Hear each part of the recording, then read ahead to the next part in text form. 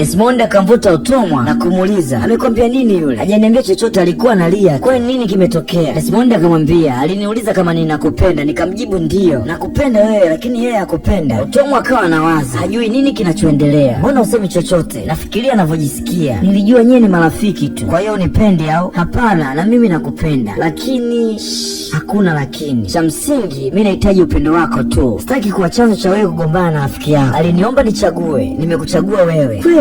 Ndio. Otomwa, nakupenda, lakini kama unipendi, no. Usiseme tena hivyo. Wewe unajua nakupenda pia. Kweli? Desmond akamshika mikono Otomwa. Unataka kufanya nini? Desmond akamwambia, kwa nini unanizuia? Sitaki unikisi, ila namkubali pia. Umesema unampenda? Kwa hiyo unampenda kuliko unavyonipenda mimi? Hebu acha upuzi Desmond. Desmond akamuuliza, ulisema hujawahi kumkisi mwanaume, si ndio? Ndio. Kwa hiyo mwanamke umemkisi. Hebu acha kuongea upuzi. Una uhakika? Desmond, hebu twende darasani. Kabla kwenda darasani, ni kiss kwanza. Desmond, twende darasani bwana. Akamwacha Desmond aelewe ni kweli hajawahi au anamwektia. Wakati Otomwa anaongea na Desmond, May na rafiki yake akatoka darasani na kuwafuata walipo Otomwa na Desmond. Akamwambia, naomba nyanyuka tuongee mara moja. Kweli? Ndio. Otomwa aliponyanyuka, May akakaa kwenye dawati faster. Queen akamwambia wenzake, hebu angalieni vituko kule. Hebu nyanyuka hapa, sitaki kukuona. Nipushi kama unaweza. Toe kama unaweza. Hebu funga mdomo wako. Desmond, ngoja niwaache. Usiondoke kipenzi, hebu njoo huku ukae. Jamani, kule kuna vituko. Kweli mapenzi ni noma. Meli kapatikana mwaka huu. Wakawa wanacheka kwa sauti. Desmond akampakata Otomwa kwenye paja lake na kumshika kiuno. Otomwa anaonekana kama anaogopa. Jamani Desmond, ni upuzi gani unafanya? Anawezaje kufanya huo upuzi? Meli akakasirika na kuingia darasani. Queen na marafiki zake wakacheka kwa nguvu.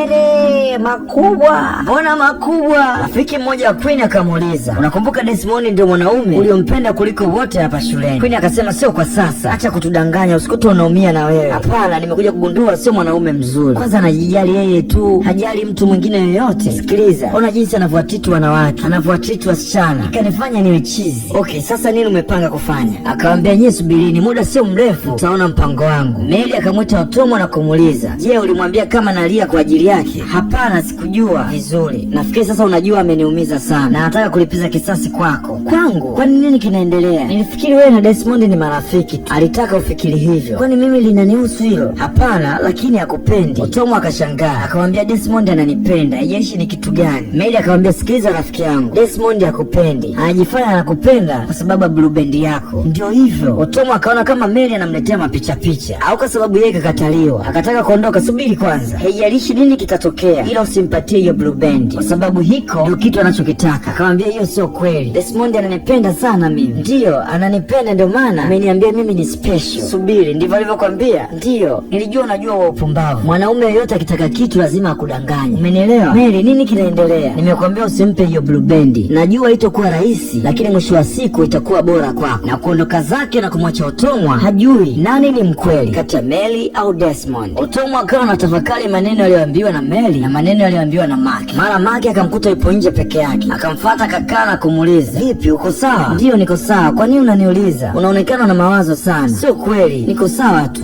Una uhakika? Ndio, ila usisahau nilichokwambia. Kama unahitaji chochote, Mark nitalikava. Wakawa wanatabasamu. Kumbe Desmond aliwaona wakizungumza, akawafuata. Nini kinaendelea hapa? Hebu kuwa mpole, huyu ni classmate wangu, tumekaa tu. Mmekaa? Kwa nini umekaa na huyu? Akamtia kibao cha nguvu. Nini? Desmond umempiga kofi? Ndio, nimempiga. Desmond, leo utatambua mwanamke apigi kofi. Ugomvi ukaanza, wakawa wanapigana. Wanafunzi washatoka nje wote, ni kelele tu wakiangalia watu wakipigana. Desmond akawa anavua shati asije akachafuka damu, maana zinaweza tukamwagika. Mwache wewe nimuonyeshe. Kichapo kikawa kinaendelea. Wanafunzi wanashangilia, piga huyo, piga huyo. Meli naye akawa anafurahi kuona wanapigana. Nasema niacheni nimuumize mpuzi huyo. Anaingia depo la makamanda. Ngoja nimuoneshe. Mwisho wa siku Desmond akapokea kichapo, ubabe ukamwisha. Otomwa akawa kwenye mawazo, akawa analia. Maa Desmond akatokea na kumkuta Otomwa analia sana. Akamsogelea na kumwita, Otomwa, naomba nisamehe sana, sikuwa na nia ya kukuumiza. Tafadhali naomba nisamehe, nilikuwa na hasira kwa sababu nakupenda. Tafadhali naomba nisamehe. Desmond akamsogelea Otomwa na kumpigia magoti. Tafadhali naomba unisamehe Otomwa. Otomwa akawa analia na kumwambia niache huko. Baada ya kumbebeza sana, Otomwa akakubali kumsamehe Desmond. Baadaye Otomwa anaongea na Queen. Desmond akaona, akawafuata na kumwambia, Queen, sitaki umshauri chochote huyu. Desmond, ndio, tunaongea tu. Sikiliza Otomwa, sitaki kuona unaongea naye tena. Kweli hili ni tatizo. Queen akaamua kuondoka na kuingia darasani yeye na marafiki zake. Desmond akamwambia Otomwa, unapaswa kuchagua kati yangu au wao. Black Beauty anashangaa na kucheka tu. Hivi uko serious? Ujue nini, kiukweli nimechoka nimechoka na haya matatizo. Kiukweli nimechoka na kumwacha Desmond na kuondoka zake na kuingia darasani. Baadaye wakati amekaa nje ya utomwa, Desmond akamfuata na kumwambia tuondoke. Akamwambia siendi popote, ninasoma. Come on, nimekomba msamaha tayari. Bado na hasira na mimi. Akamwambia unadhani kwa hiyo afai naweza kutabasamu? Kuna sehemu natakiwa kwenda, lakini siwezi kukuacha hapa mwenyewe. Utomwa akamwambia kwa sababu niamini au na kuamini. Kama unaniamini basi nenda na kuomba. Nishakwambia kabla kuwa kilichoniita hapa mimi ni kusoma zaidi, na ndio maana nasoma. Kama unaniamini unaweza ukaenda, tutakutana kesho. Akamwambia sawa. Utomwa akakasirika, akampiga bonga la fyonyo. Desmond ikabidi aondoke tu. Freddy, Mary na Chioma wao wakawa njiani wanarudi nyumbani. Desmond akawafuata na kuwasimamisha na kuambia nini kinaendelea? Mary, Chioma, nini kinaendelea? Shida, hebu niambie. Unaniuliza mimi? Wewe mpuzi kweli. Eti nini kinaendelea? Unawezaje kumpiga msichana mbele ya kila mtu? Hivi unafikiria nini? Wewe muache tu. Huenda hajui kama kakosea. Nilizani utafurahia. Subiri kwanza. Wewe umempiga kofi kwa sababu yangu? Sikusema hivyo. Nilikuwa na hasira. Basi kama unashindwa kumwamini msichana, muache, sio unavyofanya. Kwa hiyo utafurahi. Huenda. Sikiliza, siwezi kumwamini kwa sababu namwamini mara 100 zaidi yako. Unamwamini kuliko mimi ha? Sasa endelea kubishana na mimi hapa. Mr. Edward bado yuko shuleni na uhakika atakuwa kwanza kupewa blue band kabla yako. Wewe endelea kukaa hapa. Ni bora uende usije ukawaiwa. Desmond kusikia hivyo na anamjua tabia ya Mr. Edward, ikabidi akimbie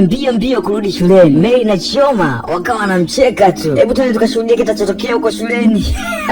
Wakawa wanacheka tu Chioma na Mary. Huko shuleni mwalimu Edward anamwambia Utomwa, nimesikia umepigwa kibao. Utomwa akamuuliza, kwa hiyo unatakaje? Safi, natamani uwe na mimi, nitakung'alisha utoamini. Yule kijana bado mdogo. Sasa ngoja nikwambie kitu, ni bora nipigwe makofi hata 1000, lakini sio kuwa na wewe mzee. Vipi kama itawezekana? Utomwa akamwangalia na kumwambia, nakumbuka siku ya kwanza ulijaribu lakini ukashindwa. Edward akamwambia, ngoja nikwambie kitu, mimi sitaki kukulazimisha, lakini najua ipo siku utakuja mwenyewe. Utomwa akamwambia, labda mwili wangu umekufa. Desmond akauliza, nini kinaendelea? Edward akasema kuna chochote kinachoendelea, na kuamua kuondoka zake akiwaacha wapenda nao. Akamwambia hakuna kitu. Utomwa akamuuliza, kwa nini umerudi? Akamuuliza, uko sawa si ndio? Ndio. Tuondoke. Ikabidi waondoke pamoja. Desmond akaangalia darasani kama kuna mtu aliyekuwa anamnyemelea mchumba wake, akagundua hakuna mtu. Wakiwa njiani, Desmond akamuuliza Utomwa, kwa nini hutaki kuja ninapoishi? Nimekuambia shangazi yangu atanipiga atapogundua nimekuja kwako. Sasa shangazi yako atajuaje? Niambie, hujaniruhusu nikukisi. Akakumbuka maneno ya Mary, haijalishi anakujali vipi, usimpatie kikopo cha blue band. Akamshtua Utomwa, akamwambia Desmond, samahani, siko tayari. Lini sasa utakuwa tayari? Hakumjibu chochote na kuondoka zake. Huku mtaani, Mary anamwambia Chioma lazima afanye kitu ambacho Desmond hata sahau katika maisha yake. Chioma akawa anamkataza Mary asifanye, lakini Mary hakuelewa. Baadaye Chioma akaomba Desmond waonane, kuna jambo anataka kumweleza. Desmond alipofika akamuuliza, kitu gani kimetokea kati yako na Mary? Hakuna chochote. Unasema kweli? Ndio. Sikiliza, ameapa kulipiza kisasi. Ana hasira sana na wewe. Ana hasira na mimi au kwa sababu nimekataa kulala naye? Lakini ustahili kumfanyia hivyo. Kama nisipomkataa, wewe unataka nifanyeje? Desmond, unatakiwa kumwomba msamaha. Sijawahi kumwona akiwa kwenye hali kama ile. Tafadhali naomba umuombe msamaha. Nimwombe msamaha? Mimi Desmond nimwombe msamaha? Unafikiri mimi ni mpumbavu kiasi gani? Kwa nini unataka nimwombe msamaha? Hawezi kufanya chochote. Kwanza tuachane na stori zake. Sawa, naomba tuachane na mambo yake. Haya, niambia ni wanaume wangapi umelala nao hivi karibuni? Nini? Ndio, ni wanaume wangapi umelala nao? Chioma akamwambia Des, hakuna mwanaume zaidi yako tu. Desmond akamuuliza, una uhakika? Ndio. Chioma akawa anacheka,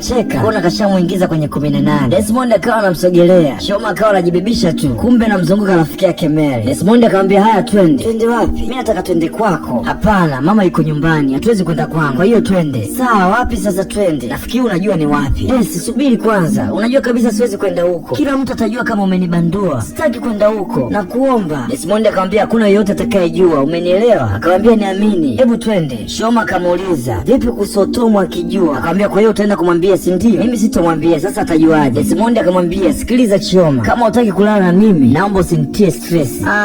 Ndio utanitia stress. Mimi ni Desmond. Desmond, mbona unaongea hivyo? Unajijali wewe tu. Basi twende. Chioma akawa anaogopa. Desmond katika kiuno anakwambia, atakayejua? Hakuna. Hebu twende. Kesho asubuhi Mary akamvuta Chioma pembeni. Wewe unakuwa mpumbavu wewe. Kila mtu anajua sasa. Kwa nini umeamua kulala naye tena? Kwa hiyo kawaambia, hapa ingia kwenye lile ghetto.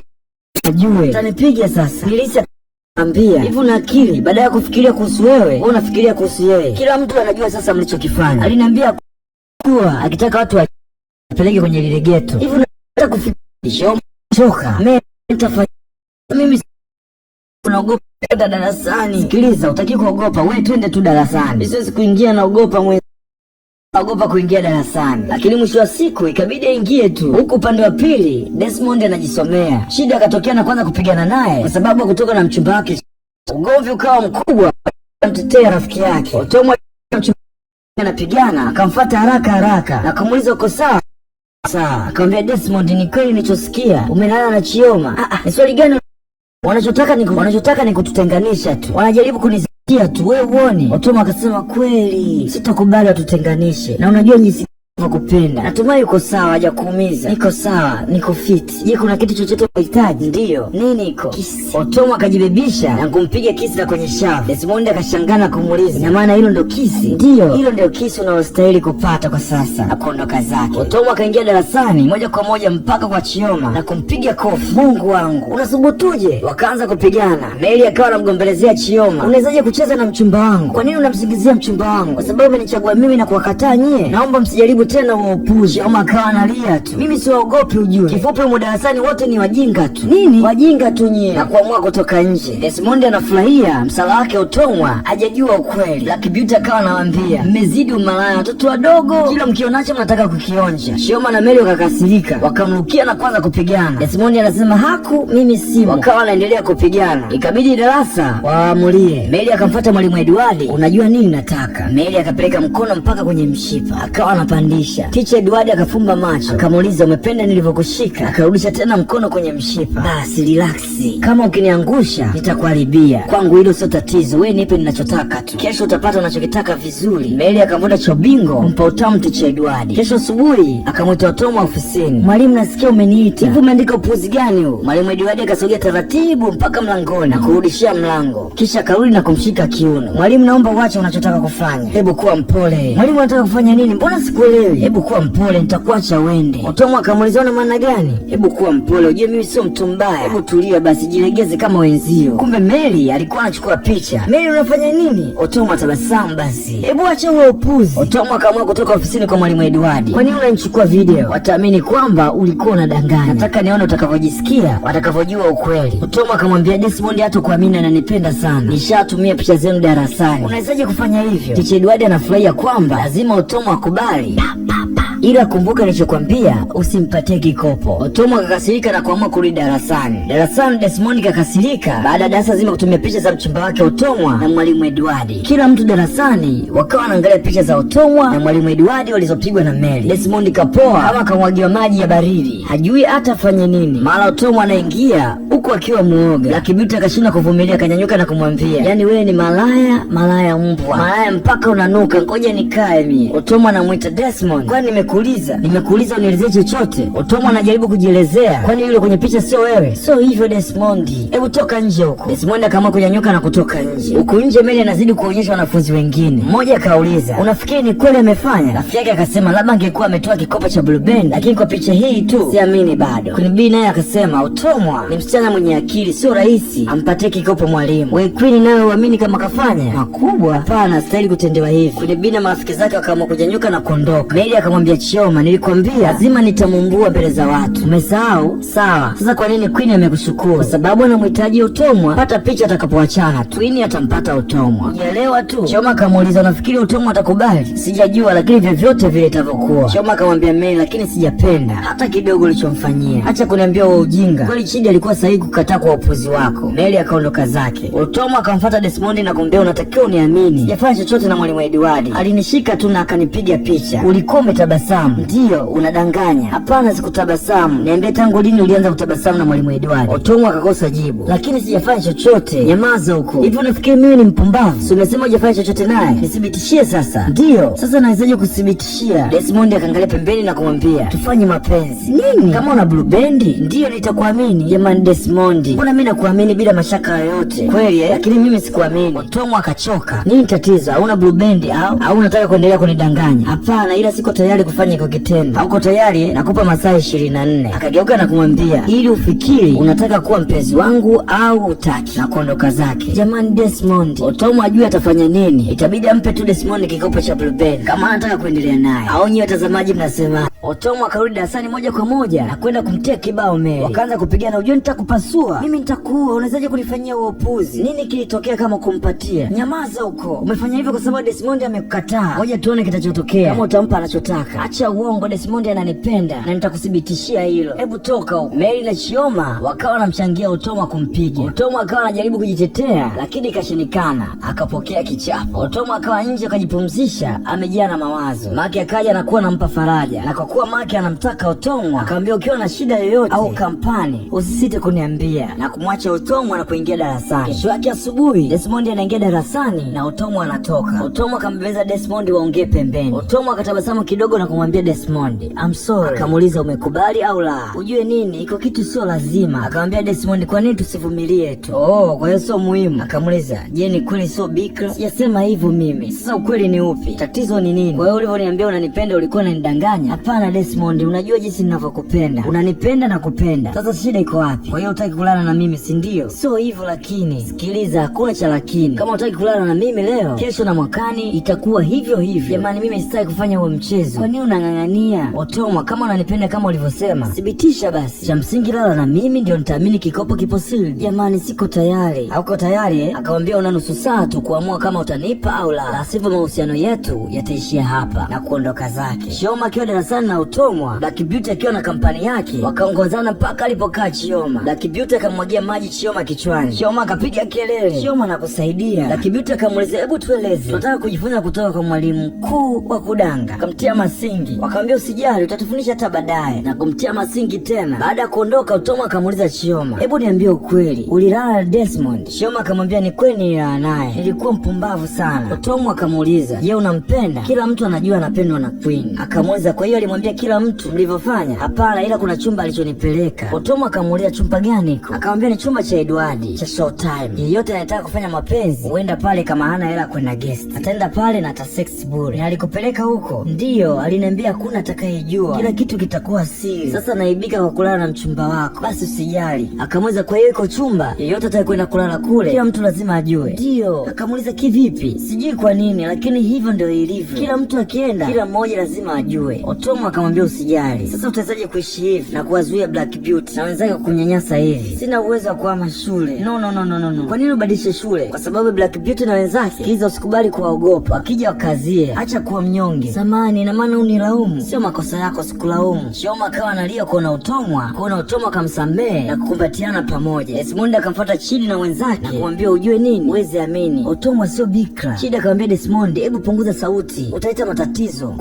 Kwa nini siseme kama ni kweli? Kweli sio bikra. Surprise, anajifanya anazunguka kila sehemu na kujifanya bado bikra. Date na Desmond ndio mpenzi wangu, kumbe si lolote. Anatumia tu jina langu Desmond, head boy, anatoka na mimi. Na nyinyi nadhani mnajua ninavyopenda Blue Band. Come on, Desmond yuko sahihi. Unavyomjua Desmond, kila msichana hapa shuleni anataka kuwa naye. Chidi akamwambia, subirini niwaulize swali, wewe ni bikra? Na wewe ni bikra? Wakamjibu hapana, lakini ngoja niwaambie kitu. Wakati nikampiga roba. Chidi akaamua kuondoka. Mwamba akawa anamsifia Desmond kwa kupita na Otomo. Kumbe muongo anadanganya tu washikaji. Kesho asubuhi Otomo anaingia darasani, anawasalimia wanafunzi wenzake, kila mmoja kanuna, eti unajifanya uko smart. Kiko wapi? Nini? Ndiyo, Desmond kakupeleka kwao, kakupiga, kumbe sio bikra, ni malaya kama na wengine tu. Lakibuta akamwambia, unajifanya bikra, kila mtu anakuzungumzia wewe, kumbe ni kahaba tu. Muongo sana wewe. Desmond anavimba tu, anatabasamu kwa dharau. Desmond akasema, dada zangu, sikujua kama yuko hivyo.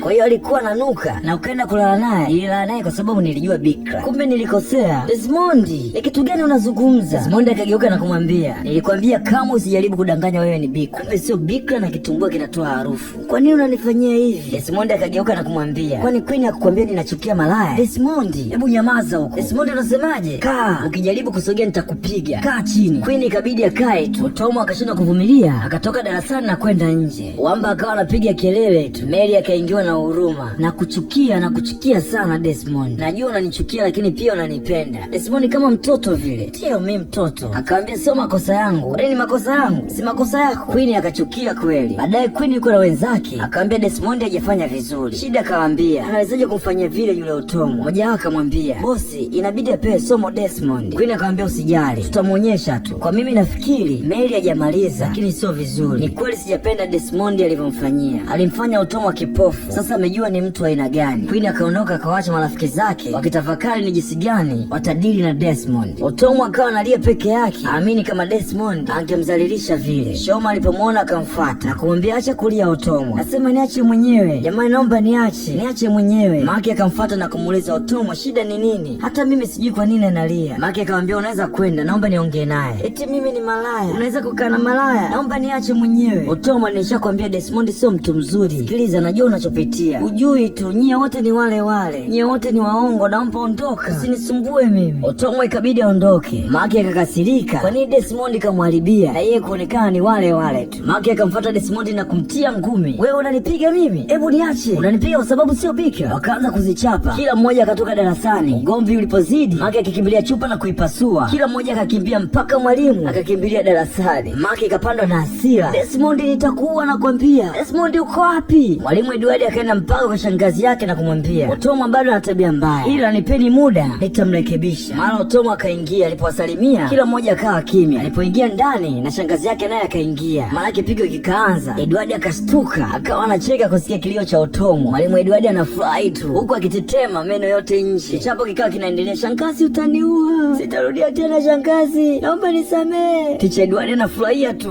kuona Otomo anapewa kichapo. Otomo analia tu, hajafanya kosa kasingiziwa. Amekuwa msichana asiyekuwa na bahati katika maisha yake. Darasani Otomo akatulia zake. Mwamba akatoka nyuma na kumsalimia. Hi malaya, how are you? Najua unaendelea vizuri. Maki aliposikia Mwamba akimdhalilisha, natamani kama ungenyonya paipu yangu nione ufundi wako. Usijali, sio bure, nitakulipa 10,000. Itakutosha. Maki akampushi. Hivi una matatizo gani wewe? Sina tatizo lolote, mimi naongea biashara. Hebu acha huo upuzi. Hebu niache niendelee na biashara yangu mimi. Mara ghafla mwalimu akawa anaingia darasani. Kila mmoja akajifanya busy anasoma. Aliporudi nyumbani, mume wa shangazi yake akawa anampiga tena bakola, huku shangazi yake akifurahia anavyoadhibiwa. Jamani nisaidieni shangazi. Rudi huko. Mzee akawa anampiga, kwa nini hutaki kusoma?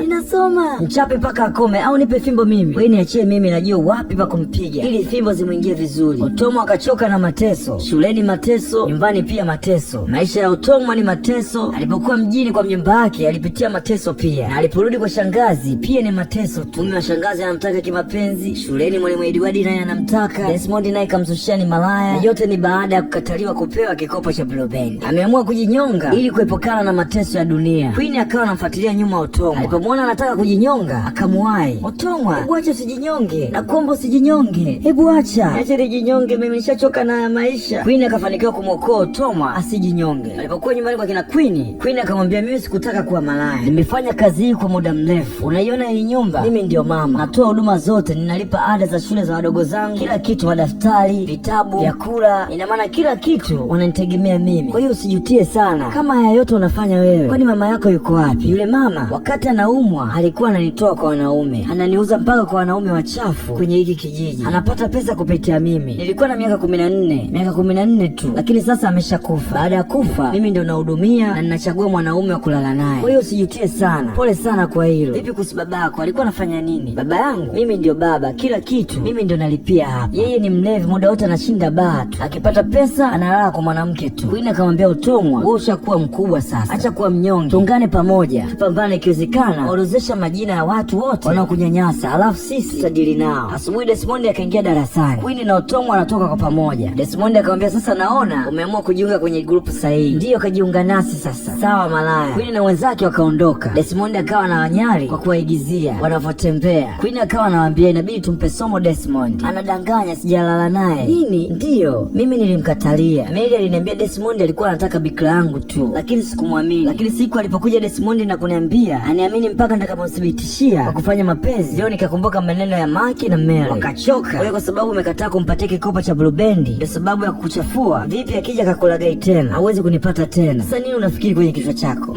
Maki amekuwa mwema sana kwangu, kwa hiyo nataka nimzawadie. Sijakuelewa. Nataka nimpatie bikira Maki. Wakacheka. Wakamwambia Desmond akaendelea kutusumbua bado kwenye shule. Tunajua Desmond kashapoteza na nataka tumuonyeshe kama kapoteza. Nimependa idea. Sasa ninachotaka hivi sasa ni kumdhalilisha. Hapo muongee. Baadaye Maki akamwambia Utomwa, nikwambia nakupenda sana. Utomwa akamwambia sawa, nataka nikuzawadie. Maki akashangaa, unizawadie? Akauliza kivipi? Nataka ulale na mimi kwenye kile chumba. Maki akashangaa, akaona ni ajabu. Akaangalia huku na kumuuliza umesemaje? Ndio, nimekwambia nataka tufanye mapenzi kwenye kile chumba. Akamuuliza kwa nini unataka mimi nilale na wewe? Kwa sababu nataka au wewe utaki? Ndio nataka, lakini sio kwenye kile chumba. Unaonaje tukafanya kwenye chumba changu? Itakuwa sawa. Nimekuelewa, lakini mimi nataka kwenye kile chumba ili kila mtu afahamu. Maki akamwambia, ujue sijai kumpeleka msichana yoyote kwenye kile chumba na ninakichukia kile chumba. Utomwa akamwambia basi sawa, nitamtafuta mwingine.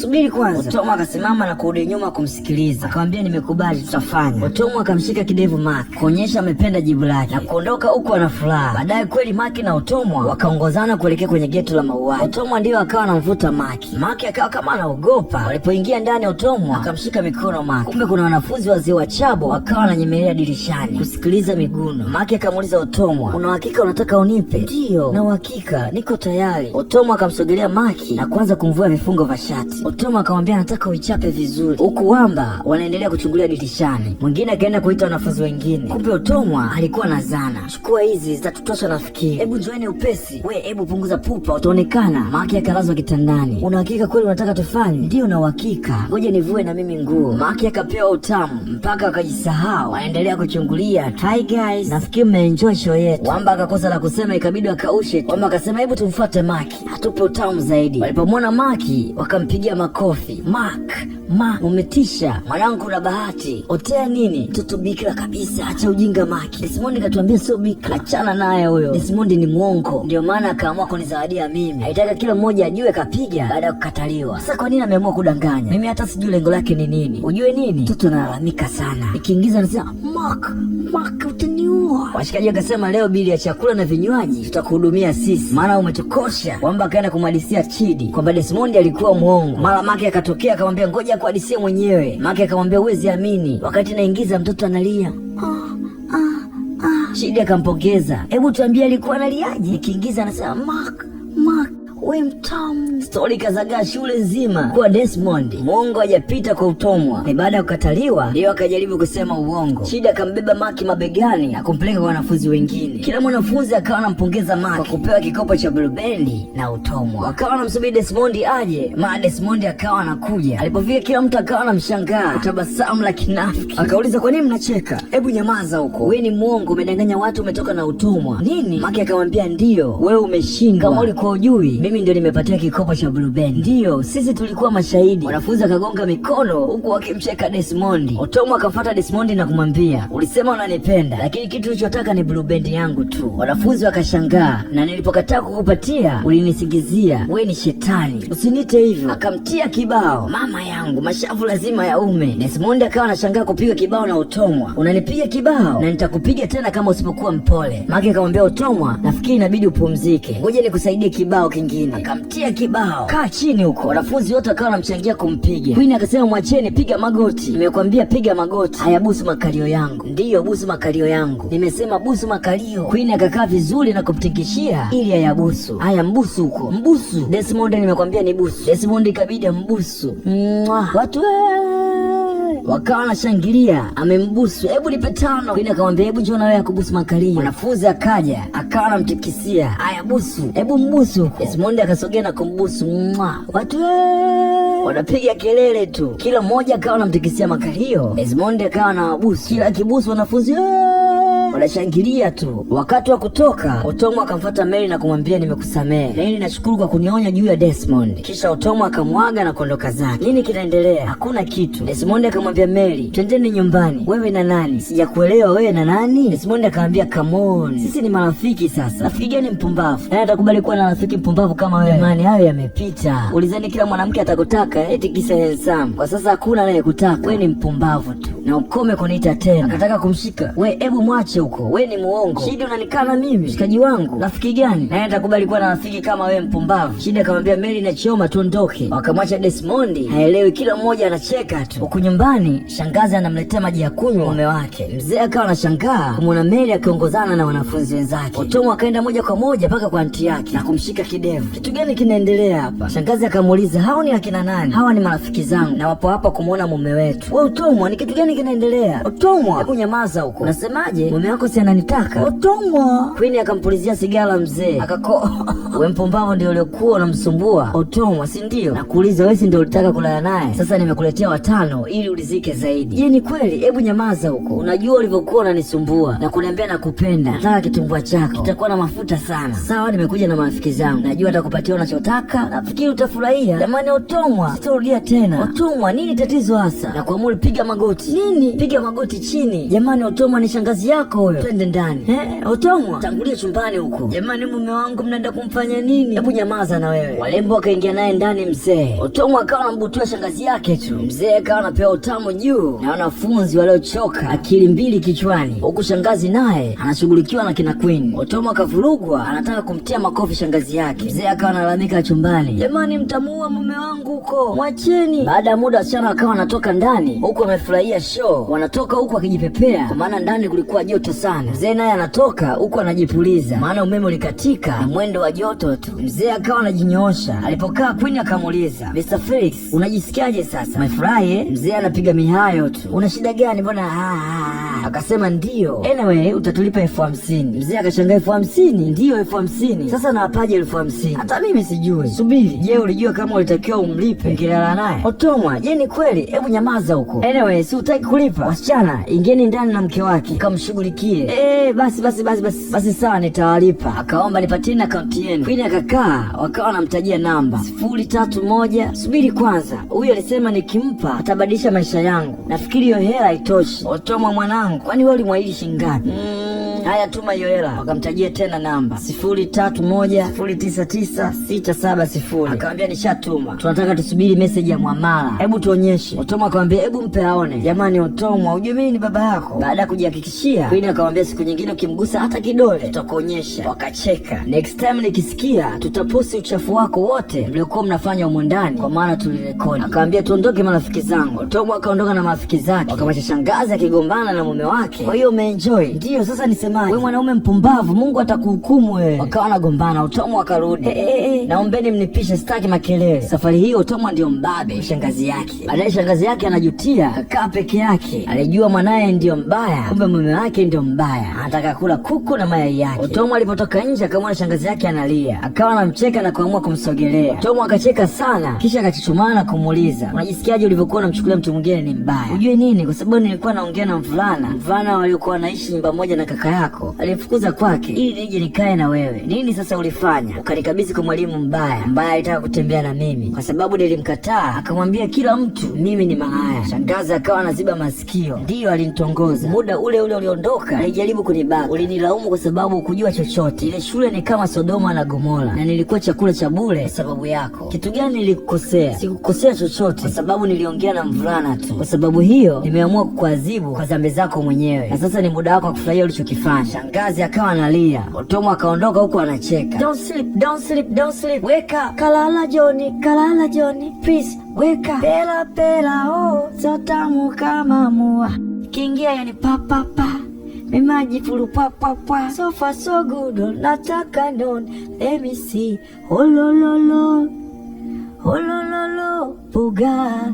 Let me see who the buga. Olololo. Mara katokea Desmond. Queen na wenzake wakamfuata. Mambo vipi Lusha? Otomwa akamfuata na kumshika kidevu. Mbona unaonekana mnyonge? Au unakaribia kufa? Mimi nafikiri siku zake zimebaki chache huyo. Jamani, itakuwa kweli. Maana anaonekana kama mchao hivi. Jamani wenzangu, mnafikiria nini juu ya Desmond? Tunataka acheze mziki ili na sisi tufurahi. Wakamshusha chini na kumwambia haya tuchezee tukuone. Desmond akawa anacheza, wanampiga matako na kumwambia katika kama unavyofanyaga kitandani. Desmond akawa mpole wale akawa anacheza tu, akawa anakata mauno, wakimpiga makalio wanafurahi ile kinoma noma. Desmond kawa baridi. Baada ya siku kadhaa kupita, Maki akamsimamisha Utomwa, akamwambia kwa nini unanikwepa? Kwa nini hutaki kuzungumza na mimi? Na kukwepa? Na kwa nini kukwepe? Alafu nishakwambia acha kuniita mimi baby. Mimi sio baby wako. Sikiliza Utomwa, mwenzio nakupenda sana. Nakupenda, unanitesa. Toka unipe kikopo cha Blue Band, nimekuwa chizi kwako. Nimeshakwambia sifanyi chochote kinachohusiana na mapenzi. Sitaki kufanya chochote kinachohusu boyfriend na girlfriend. Au kwa sababu ya Desmond, si ndio? Makosa mtu mmoja unataka kutujumuisha sisi sote. Sawa, vipi kuhusu mimi? Mwenzio nakupenda. Nakupenda sana. Hivi mbona unashindwa kunielewa? Unapaswa kushukuru kwa kuzawadia Blue Band. Hebu niache huko. Maki akakataliwa. Nimekupa Blue Band yangu. Nini kingine unataka kutoka kwangu? Naomba uniache, usinisumbue. Na kuondoka zake. Upande wa pili kuna mama ipo na mwalimu anaongea. Nimleta mwanangu kuja kusoma, si ndio? Ndio kabisa. Lakini sasa ni mjamzito. Nini? Nani amekupa hiyo mimba? Hebu zungumza, nani amekupa hiyo mimba? Hebu subiri. Akasema Desmond. Umesema nani? Desmond. Mwalimu, Desmond ni nani? Zungumza huko. Madam, hebu kuwa mpole, mwache azungumze. Desmond ni nani? Una uhakika? Huyu Desmond ambaye ni head boy? Akamjibu ndio. Mwalimu akawaambia nifuateni. Huku Desmond na wanafunzi wake wanacheza. Mwalimu akaingia na mwanafunzi na mama yake. Mama akawa anamsukuma mtoto, sogea mbele huko. Mwalimu akamuuliza Desmond, unamjua huyu msichana? Akamwambia samahani, sijakusikia madam. Nimesema je, unamjua huyu mwanafunzi genius? Desmond akamwangalia na kumwambia namjua, ni Belinda. Mwalimu akasema safi. Akamwambia bidhaa uliyoagiza imeshafika. Wanafunzi hawakuelewa, ni mjamzito. Mungu wangu, kila mtu akashika kichwa. Mwalimu akamwambia nyamazeni. Desmond, umeniangusha sana. Unatembea na mtoto wa form 2. Sasa kuwa naye na umfanye unavyotaka. Ndio mpumbavu wewe. Mama akamwambia hebu njoo huko kwa mume wako. Desmond akakabidhiwa mke na mama Belinda. Mama Belinda akaondoka. Mama akaingia kati na kusema Desmond, umecheza mchezo vizuri sana. Na sasa tunakwenda kusherehekea ndoa yako hapa hapa. Mama akasema msio na wasiwasi. Ngoja nikachukue Fanta darasani tuanze ndoa yenu. Hii ni Fanta. Nani atakuwa baba? Shidi ndio utakuwa baba. Kwa sababu huyu ndio mkubwa kuliko wote darasani. Utakwenda kumbariki mwanao. Belinda, njoo. Je, una pesa yote mfukoni? Ndio ninayo. Najua Desmond hana hela. Mama akaenda kumkabidhi Desmond. Sasa tufanye harusi ya kitamaduni. Shidi akaonja soda kwanza na kumkabidhi Belinda. Anaenda katuonyeshe mume wako. Belinda akawa anazunguka kila sehemu huku akimpiga makofi. Alipofika kwa Desmond akapiga magoti na kumtambulisha kwamba huyu ndiyo mume wangu. Akanya kwanza Fanta kisha akampatia Desmond anywe. Otomwa akamsaidia Desmond anywe kisha akamwambia haya, mpatie pesa. Baada ya kumpatia pesa akamkabidhi na kuanza kumwimbia wimbo wa harusi. Mpaka mitaani wanafunzi washafurugwa, wanacheza tu na kuimba huyo ni chaguo lako, chaguo lako, huyo ni chaguo lako. Baadaye Otomwa anarudi nyumbani. Maki akamfuata na kumsisitiza anampenda. Otomwa akamuuliza, je, unataka kufanya mapenzi na mimi? Nini? Maki akashangaa, je, unataka kulala na mimi? Maki akamwambia ndio nataka. Kwa nini nikatae? Basi nifuate. Maki ikabidi amfuate Otomwa. Shangazi nyumbani ipo na mume wake wanacheza karata, mara Otomwa na Maki wakawa wanaingia. Mzee alipoona akashangaa na kumstua mke wake, huku Otomwa anamwambia usiogope, nipe mkono. Shangazi akanyeuka na kumuuliza Otomwa, ni kitu gani kinachoendelea? Akawaambia naamini sio vipofu nyie. Okay, natokea shuleni. Otomwa, nini? Otomwa huyo ni nani? Akamwambia ni boyfriend wangu, huku akimchezea ndevu. Otomwa, Maki akamwambia siwezi kufanya hapa. Otomwa, lazima utakuwa umechanganyikiwa. Sikiliza shangazi, kama utahitaji kijana kama huyu naweza kukutafutia. Lazima utakuwa umechanganyikiwa. Anko,